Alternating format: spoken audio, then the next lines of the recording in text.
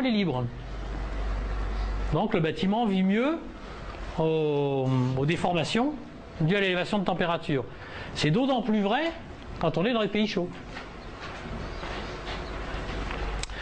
Alors quel est l'avantage ici, quel est l'inconvénient ici? Donc on a vu son avantage par rapport comment dirais-je, à la dilatation. Quel est l'inconvénient par rapport à ce système? Parce que vous savez très bien que quand il y a un avantage, il y a toujours un inconvénient. C'est toujours ça. Quand on a 4 femmes, c'est un avantage, mais c'est aussi un inconvénient. Quand Michelin a inventé le pneumatique, du même coup, c'était donc un avantage, c'était bien, mais du même coup, il a inventé la crevaison. Mais la voiture qui s'arrête. Donc voilà, donc il faut toujours, quand on réfléchit, quand on trouve un avantage dans une action, il est toujours intéressant, y compris pour un ingénieur, d'aller chercher quel est l'inconvénient qu'on vient de générer par ce choix. Pour aller vers le mieux. Exactement. Donc ici, j'ai donc un avantage, donc je vais dire, moi, super, je vais prendre ce système, mais pourtant ce système a un inconvénient. Non, c'est stable. Si là, j'ai pas plus de 50 mètres, c'est stable.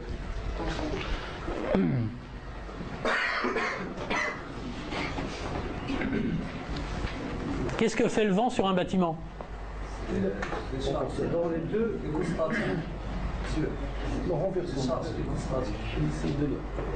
Les charges? J'ai pas compris. Isostatique? Les charges isostatiques. Là, je sais pas ce que c'est, mais j'ai pas dû aller en cours ce jour-là.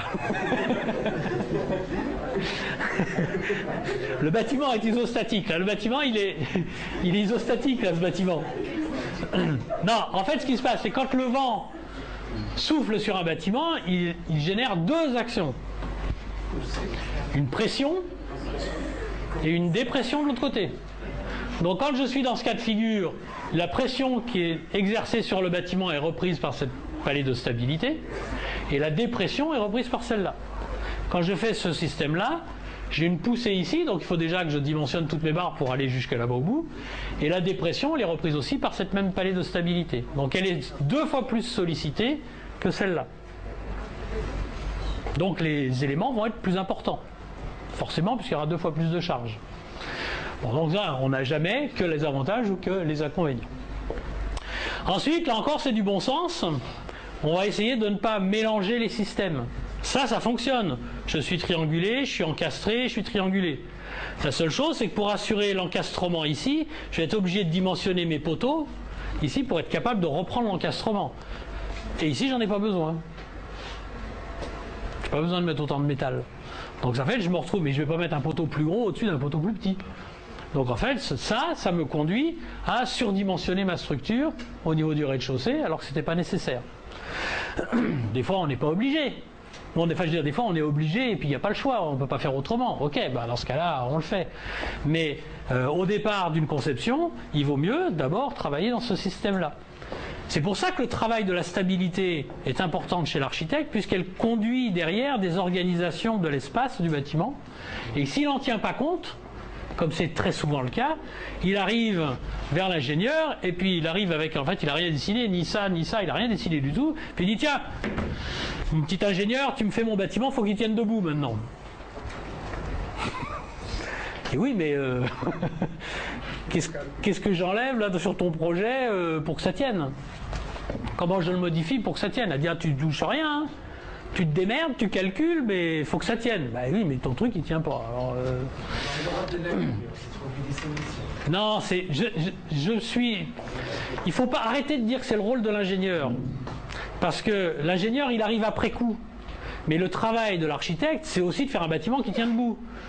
Peut-être qu'il ne va pas le calculer, peut-être qu'il va avoir des petites erreurs à droite à gauche, il n'a pas tout compris. C'est pas son métier d'être ingénieur. Mais il doit être mécanicien quand même. Si l'architecte, il ne sait pas qu'il faut mettre 2,50 m et qu'il met des hauteurs d'étage à 1,30 m, il va dire, bah oui, mais je ne sais pas, parce que ça, c'est le spécialiste de l'ergonomie qui doit se démerder pour faire que les gens, à 1,30 m, ils arrivent à passer. On peut faire ça aussi. Donc tous les planchers à 1,30 m. Puis c'est celui qui va faire le design intérieur et l'ergonomie qui va faire en sorte que ça fonctionne pour vous et moi. Bon, alors dire je le fais pas, c'est un peu facile. Non, je pense que ça, c'est du rôle de l'architecte. Alors bien sûr, à un moment donné, je vous dis, comme tous les architectes ne seront pas formés à ça, vous allez remonter, mais plus vous arrivez tard sur le projet, plus ça devient compliqué. Et plus le réglage de ces difficultés qui n'ont pas été prises en compte génère des coûts. Toujours pareil, hein. C'est beaucoup plus facile de mettre le moteur dans la voiture quand on le fabrique, avant d'avoir mis les ailes, le capot et tout ça, que de finir l'ensemble de la voiture, dire maintenant, il faut mettre un moteur dedans. Bon, je commence à démonter, hein. Forcément, ça va coûter plus cher. C'est du bon sens. Alors, on va regarder maintenant l'ensemble de ces assemblages, les éléments. On va regarder, on va apprendre deux, trois petites choses pour le reste de la matinée. Donc ça va nous permettre de revoir certains éléments sur lesquels on est déjà passé. Bon, alors les poteaux, je ne vous apprends pas ce que c'est qu'un poteau, si ce n'est que c'est un élément qui doit donc reprendre des charges verticales, qui doit les transmettre au niveau des fondations, sinon c'est pas un poteau. Et dans la construction métallique, la grande particularité, c'est bien évidemment, c'est que ces poteaux, ils vont être sollicités certaines fois en compression, certaines fois en traction. Donc ça, c'est la chose vraiment une différence par rapport aux poteaux béton qui, généralement, par leur masse, sont très peu sollicités en traction. C'est-à-dire que même, en fait, la traction qui pourrait intervenir sur un poteau en béton, c'est plutôt un allègement de la charge qu'un réel effort en traction. Donc le dimensionnement des fondations doit prendre compte ce phénomène. Alors, voici des pieds de poteau. Donc vous les voyez, vous avez vu en élévation, vu en plan. Et donc ce qu'on vous demande, c'est là la question par exemple, c'est de me dire lequel est encastré, lequel est articulé. Ça à votre avis, c'est comment? Ça à votre avis, c'est comment? Alors, quand vous me dites c'est articulé, je me pose pas de questions. Si vous considérez que c'est articulé, qu'en fait il est encastré, quand vous aurez fini vos calculs, au pire, ce que vous pensiez être isostatique sera hyperstatique. Ça va pas changer grand-chose.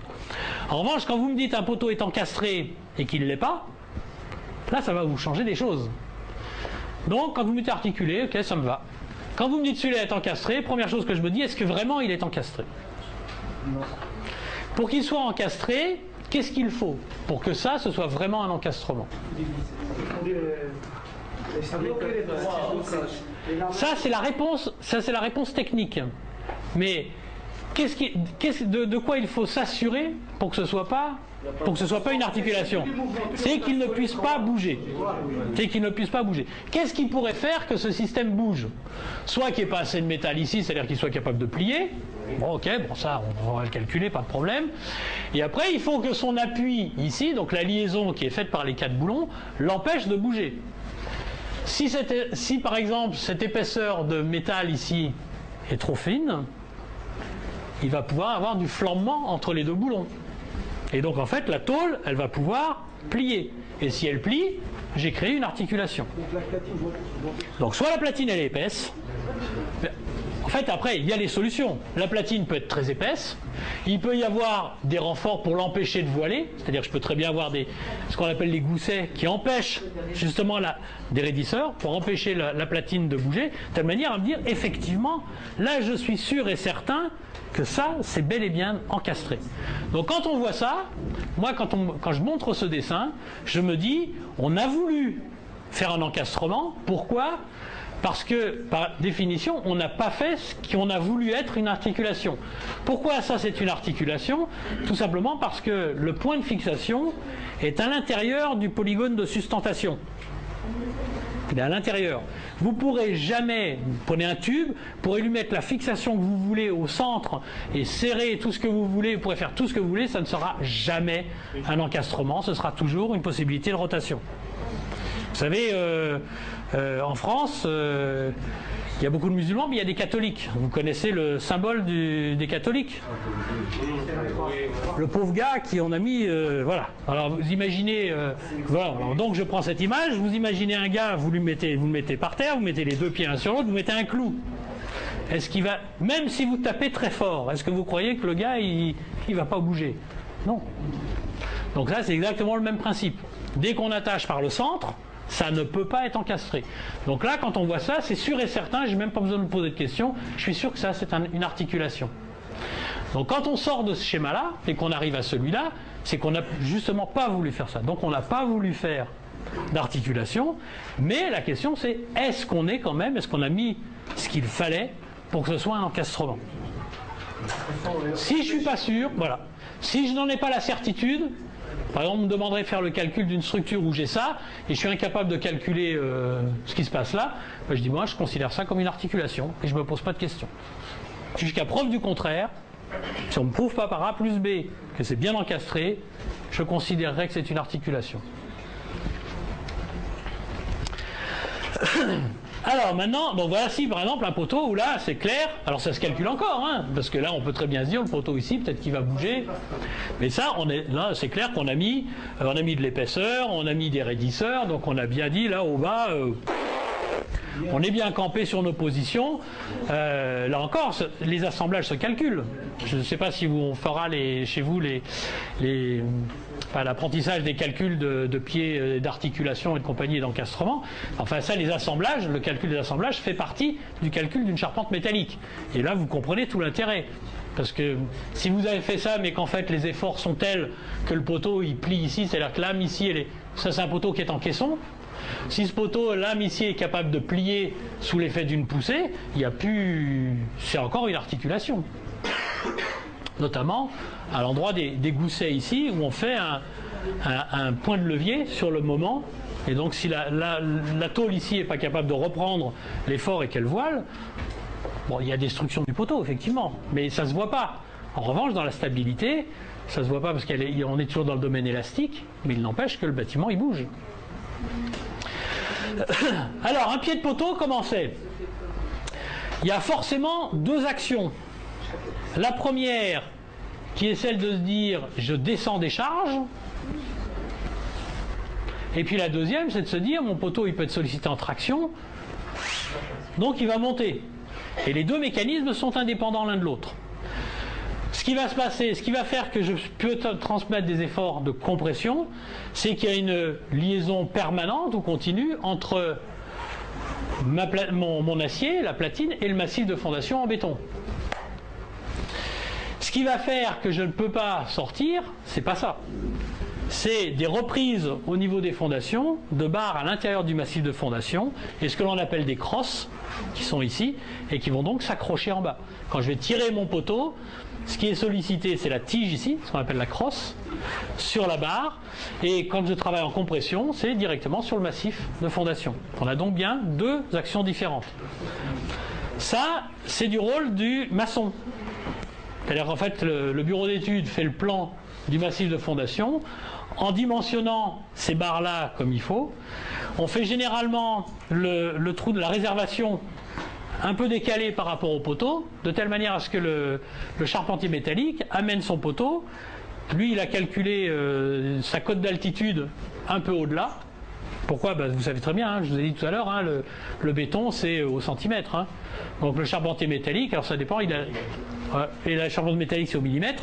Donc si les massifs de fondation ne sont pas au même niveau, il va avoir un problème. Donc qu'est-ce qu'il fait quand on lui dit voilà le massif on dit les fondations c'est au niveau 0, les fondations doivent être au niveau 0, d'accord?